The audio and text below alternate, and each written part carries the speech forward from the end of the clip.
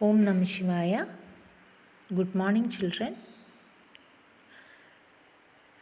आज हमारी हिंदी कक्षा का पहला दिन है। आज हमें सीखना है साखी नामक कबीर दास की एक कविता के। साखी शब्द साक्षी शब्द का ही तद्भव रूप है। साखी माने साक्षी के, साक्षी मीन्स विक्टिम ना। साक्षी शब्द साक्ष्य से बना है, जिसका अर्थ होता है प्रत्यक्ष ज्ञान। അതിൻ്റെ ശരിയായ അർത്ഥം സാക്ഷി എന്ന് പറയുന്നൊരു ശരിയായ അർത്ഥം പ്രത്യക്ഷ ജ്ഞാൻ എന്നാണ് അല്ലേ. നമ്മുടെ മുന്നിൽ കാണപ്പെടുന്ന അറിവുകൾ, മനസ്സിലാക്കുന്ന, നേരിട്ട് അനുഭവിക്കുന്ന അറിവുകൾ. सो ये प्रत्यक्ष ज्ञान गुरु शिष्य को प्रदान करता है। संत संप्रदाय में अनुभव ज्ञान को ही प्रधानता है। संत संप्रदाय में, पुराने ज़माने में, ओके, तो ये शास्त्रीय ज्ञान नहीं होता, प्रत्यक्ष ज्ञान होता है उस ज़माने में। तो प्राचीन कवि होने के नाते कबीर दास की भी रचना में यही देखा जा सकता है। तो पाठ शुरू होने के पहले कबीर के बारे में थोड़ा जानकारी देना चाहती हूँ। इस साखी का लेखक या कवि है कबीर दास। कबीर दास का जन्म सन 1398 ईस्वी में काशी में हुआ था। ऐसा माना जाता है कि इनका जन्म होने के बाद उन्हें उनकी माँ बाप किसी एक तालाब के किनारे छोड़कर चला गया था। माँ और बाप पता नहीं, कहा जाता है कि माँ एक ब्राह्मणी ने कबीरदास को जन्म दिया था और उन्होंने अपने बेटे को एक तालाब के किनारे छोड़कर चला गया। फिर नीरू और नीमा नामक मुस्लिम दंपति, जिनको बच्चे नहीं थे, निसंतान थे, वे दोनों इनका पालन पोषण किया था। फिर इन्होंने रामानंद नामक गुरु से निर्गुण भक्ति की दीक्षा ली। साधु संगति और स्वानुभव से ही इन्होंने ज्ञान प्राप्त किया। उस ज़माने में ऐसा है, സന്യാസികളുടെയും അല്ലേ, അങ്ങനെയുള്ള ഋഷിമാരുടെയും മുനിമാരുടെയും ഒക്കെ കൂടിയിട്ടാണ് ഇദ്ദേഹത്തിന് ഒരുപാട് അറിവുകൾ കിട്ടിയത്. അതുകൂടാതെ ഗുരുവായ രാമാനന്ദ് അദ്ദേഹത്തിന് നിർഗുണ ഭക്തി പഠിപ്പിച്ചു കൊടുത്തിട്ടുണ്ടായിരുന്നു. ഭക്തി എന്ന് പറയുമ്പോൾ രണ്ട് രൂപത്തിലുണ്ട്, ഒന്ന് സഗുണ, ഒന്ന് നിർഗുണ. സഗുണ ഭക്തി എന്ന് പറയുന്നത് നമ്മൾ ഈശ്വരനെ ആരാധിക്കുന്ന രീതി അല്ലേ. നമ്മളിപ്പോൾ അമ്പലത്തിലുള്ള വിഗ്രഹത്തിനെ ആരാധിക്കുന്ന രീതി. നിർഗുണ എന്ന് പറഞ്ഞു കഴിഞ്ഞാൽ നിർഗുണ നിരാകാരമാണ്, ഈശ്വരന് അവിടെ ഒരു ആകാരമില്ല. അതാണ് നിർഗുണ ഭക്തി എന്ന് പറയുന്നത്. അപ്പോൾ കബീറിൻ്റെ ഭക്തി എന്ന് പറയുന്നത് നിർഗുണ ഭക്തിയായിരുന്നു. അപ്പോൾ അദ്ദേഹത്തിൻ്റെ ഭക്തിയിൽ ഭഗവാൻ എന്ന് പറയുന്നത് നമ്മുടെ ഉള്ളിൽ തന്നെയാണ്. ഭഗവാനെ അന്വേഷിച്ച് നമ്മൾ അമ്പലങ്ങളിലോ പള്ളികളിലോ പോകേണ്ട ആവശ്യമില്ല എന്നാണ് കബീർദാസ് പറയുന്നത്. सो कबीर की भाषा की प्रधानता क्या है? कबीर की भाषा, इसकी विशेषता यह है कि कबीर की भाषा में अवधी, राजस्थानी, भोजपुरी और पंजाबी भाषाओं के शब्दों का प्रभाव है। इसी कारण अनेक भाषाओं का प्रभाव है, क्योंकि इन्होंने कबीरदास किसी भी कविता स्वयं नहीं लिखा है, इनके शिष्यगणों ने लिखा है। जो मुँह से उच्चरित हुआ है वो सुनकर इनके शिष्यों ने इनकी रचना की। सो इसी कारण अनेक भाषाओं का मिलन है, अनेक शब्दों का मिलन है, और इनकी साखी में अवधी, राजस्थानी, भोजपुरी और पंजाबी भाषाओं के मेल है। इसलिए इनकी भाषा को पंचमेल खिचड़ी भी कहा जाता है। कबीर की भाषा को सदुकड़ी भी कहा गया है। साखी वही दोहा है जिसमें इन्होंने जिसमें साखी में इन्होंने क्या है कि अपने सामने जो देखा समझा बातें हैं इनके बारे में ही वर्णन करते हैं। ओके, और उन्होंने इन कविताओं द्वारा हमें कुछ बताना चाहते हैं। तो देखें कबीरदास क्या क्या कहते हैं। सबसे पहले साखी माने क्या है। साखी का अर्थ प्रत्यक्ष ज्ञान होता है। प्रत्यक्ष ज्ञान जो एक गुरु अपने शिष्यों को अपने अनुभवों के द्वारा समझाया जाता है और दिया जाता है, ज्ञान प्राप्त किया जाता है। साक्षी का अर्थ प्रत्यक्ष ज्ञान होता है। यह प्रत्यक्ष ज्ञान गुरु एक शिष्य को प्रदान करता है। सबसे पहले ऐसी बाणी बोलिए। All of you please open your text book साखी। ऐसी बाणी बोलिए मन का आपा खोई, अपना तन शीतल करे औरन को दुख होई। यहाँ कबीरदास कहते हैं कि ऐसी बाणी बोलिए। बाणी मीन्स वाक्य। ओके, वाक्य, सेंटेंस। वाक्य means while talking we have to say sweet words. Okay, words, वाक्य, वाणी। मन का आपा खोई। मन का आपा, आपा मीन्स अहंकार।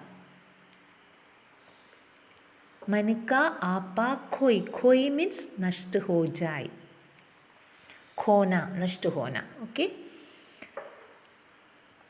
ऐसी बाणी बोलिए मन का आपा खोई, अपना तन शीतल करे।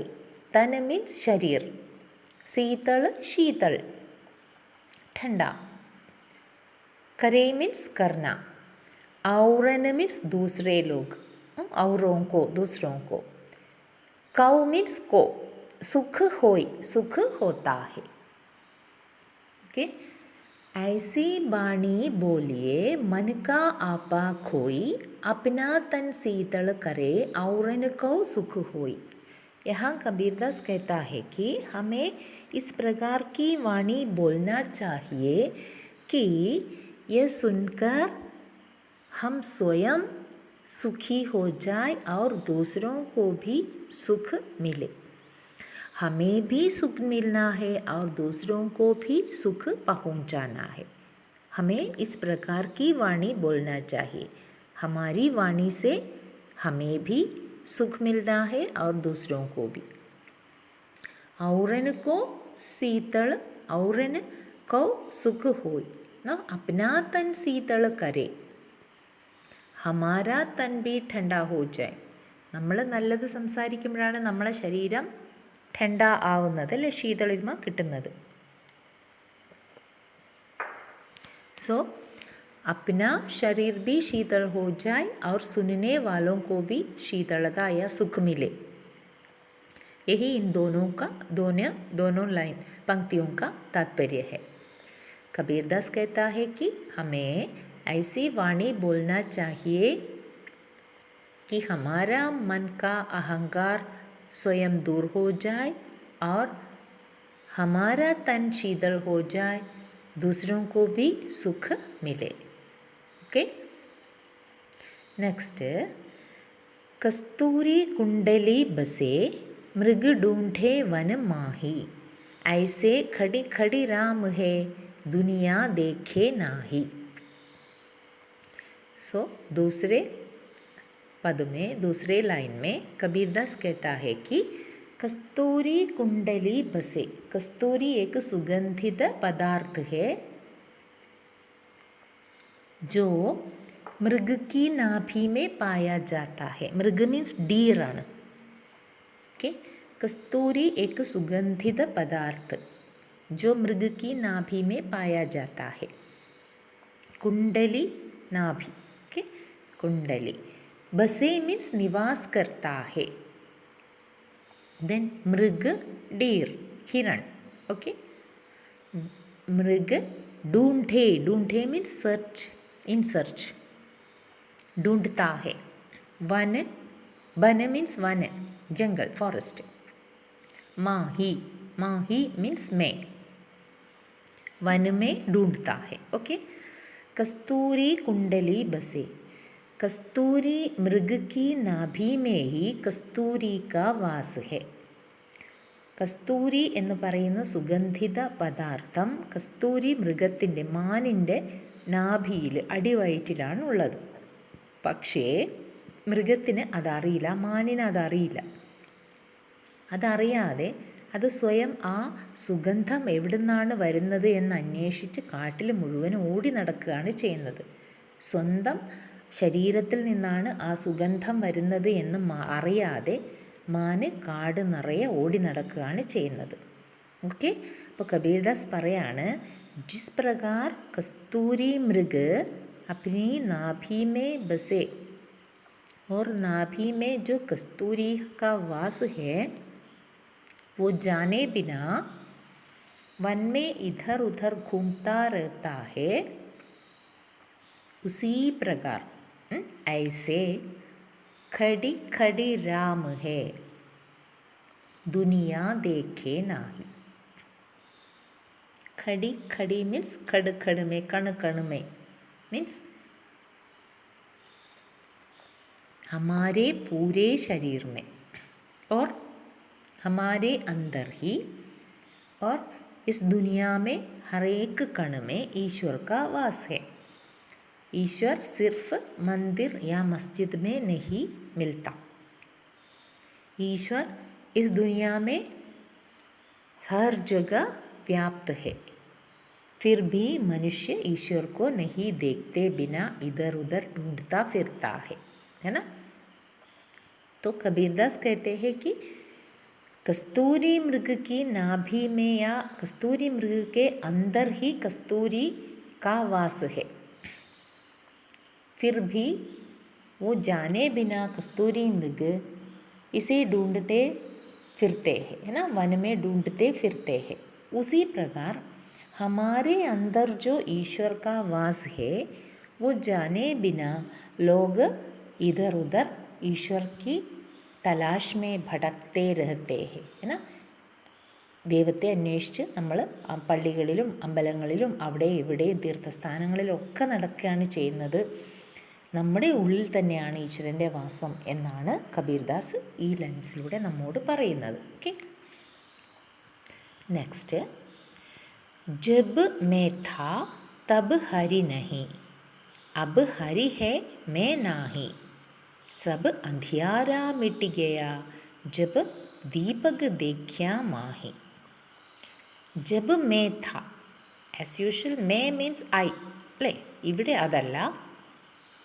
ജബ് മേ ഥാ, മേ മീൻസ് അഹങ്കാരം, ഞാൻ എന്ന ഭാവം, അതാണ് മേ, അഹങ്കാരം അല്ലേ. ജബ് മേ ഥാ തബ് ഹരി നഹി, जब हमारे अंदर मैं का मैं या अहंकार की भावना है तब वहाँ ईश्वर नहीं रहता. നമ്മുടെ ഉള്ളിൽ അഹങ്കാരം ഉണ്ടാകുമ്പോൾ ഈശ്വരൻ നമ്മുടെ കൂടെ ഉണ്ടാവില്ല. പിന്നെയോ അബ് ഹരി ഹേ മേ നാഹി, പക്ഷേ ईश्वर यदि ईश्वर मेरे अंदर है तो वहाँ अहंकार को भी स्थान नहीं. अതാണ് जब मैं था तब हरि नहीं, अब हरि है मैं नाही. हरि मीन्स ईश्वर भगवान. ओके. जब मैं था, जब मेरे अंदर अहंकार की भावना थी, तब हरि नहीं, तब वहाँ ईश्वर नहीं दिखता. लेकिन अब हरि है मैं नाही, अब हरि है तो वहाँ अहंकार नहीं रहता. ഈശ്വരൻ ഉള്ളിടത്ത് അഹങ്കാരം ഉണ്ടാവില്ല അല്ലേ. सब अंधियारा मिट गया जब दीपक देखा माही.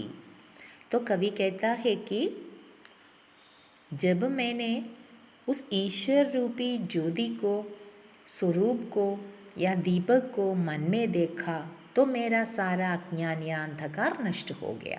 ओके, सब अंधियारा मिट गया मीन्स मिट गया, नष्ट हो गया. सारे अंधकार दूर हो गया है. कैसे?